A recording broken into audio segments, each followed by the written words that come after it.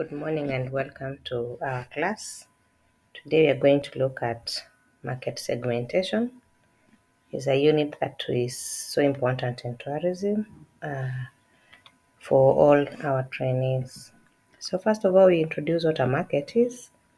And the market is the total number of consumers and potential consumers for a product.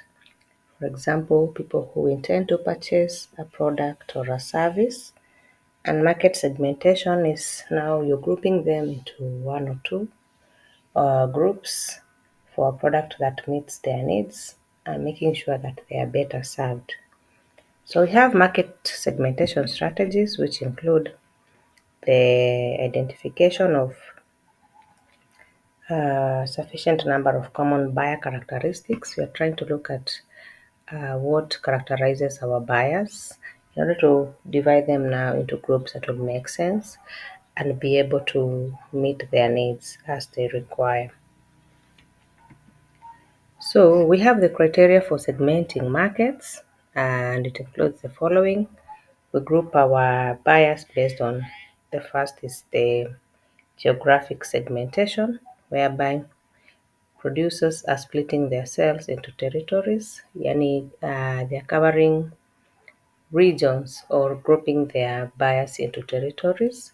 For example, a tour operator or a travel agent will target specific source countries and destinations. So that is where they customize their services or their products to meet a certain destination or a region for that matter. And then we have the demographic segmentation, whereby we are grouping our buyers based on their demographic similarities or characteristics, for example, by age or gender, education, or the income they earn. So we find that to segment markets based on the young or the youth and the old people so that you're able to come up with products. You can also segment the market for our young children to be able to make sure that you're capturing all the segments. We have to look at demographics as our criteria. The other criteria that we use is socioeconomic segmentation, that we base it on the basis of the social class. For example, those who are working, those having an income, those with a family, and the stage, the family size. For example, we have those people who are working. We know that they have disposable income for them to purchase a product or a service. We also have the income level. How much are they earning? Do they have money to spend or to lavish on themselves, or they just have money to meet their basic needs? So we segment it by this basis so that we're able to analyze their buying patterns.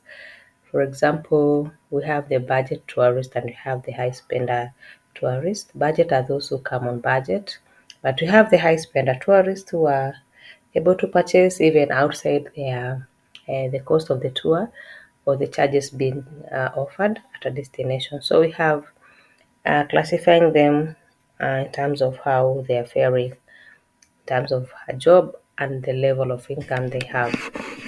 We have the other segmentation based on their behavior, based on their knowledge, their attitudes, use or response to a product, how a person will behave towards a certain product. What attitude do they have when they purchase? Do they have a positive one or do they have a negative one? So we are trying to base our segmentation by looking at variables that affect the buyer. For example, the benefit they seek in a product. Is it uh, for their well-being? Is it for just luxury or just meeting their need? Or are they buying it on occasions only? For example, when having a celebration or an activity that needs to be memorable, their user status and loyalty. So we are trying to look at how they behave. Do they become loyal to a product or do they buy once in a while? So we have the other segmentation being based on the product characteristics, the product being able to satisfy certain needs of the consumer. For example, we have the prestige products, those that have class, For example, we have cruise travel on the cruise ships or first class travel on an airplane. We have round the world tour.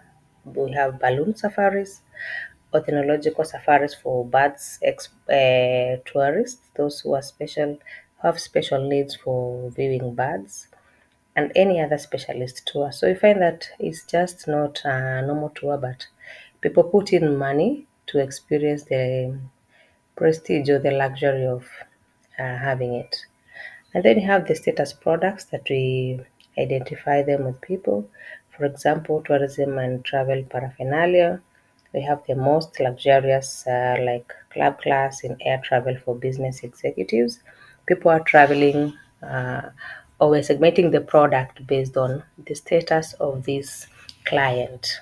Yeah, they want a status that is according to their level of status in life. And then we have functional products, those that are used by one and all. For example, we have food and basic accommodation and mobility. These are products that meet a specific need for a client. So it's also a way of segmenting based on the product.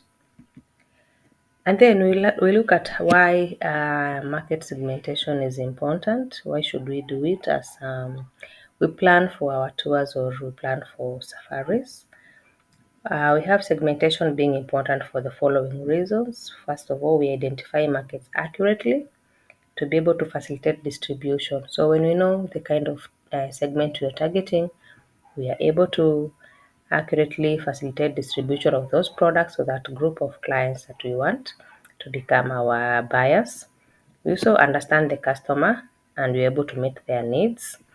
We are able to understand them fully. What is their characteristic? Why do they buy the product or why are they in need of the product? So we are able to understand them better. And at the end of the day, we are meeting their needs and expectations. We also have the other importance being it stimulates demand. When people know that we have a specific product tailored for their group, okay, for their segment, they are able to purchase. So demand goes high and people are able to buy. The same time, companies are able to come up with products that are meeting customer needs. And then we have a capturing of the market share and defeating competition. When you specialize in a particular type of product or brand, it means that you have a market share in the operating environment or the business environment that one is. So able to defeat competition in the sense that you will have unique products that specifically meets the needs of these buyers that you're targeting. So we are able to develop a share in the market by segmenting our markets. We also reduce the marketing and financial risks by increasing efficiency and effectiveness. We are able to be efficient in providing quality services, quality products to a specific segment that we have uh, prepared or targeted as we make business. So we are able to reduce financial risks which would have come as a result of just making products without looking so much into what we intend to achieve. Because when you know our market segment, we are able to specifically meet that specific need of the buyer. And then the other importance is the focus or target on concentrate activities on a market niche. So you are able to focus all your effort into making sure that you wow the customer by the quality of products you come up with, the quality of services you provide. You're able to concentrate really, and that is how even customers will now prioritize your brand or your product over any other because you're specifically into what they like and what they need. So it'll be meeting their demands, and you could have corrected a market niche, created a market niche for yourself. Yeah, thank you, and that's all for today.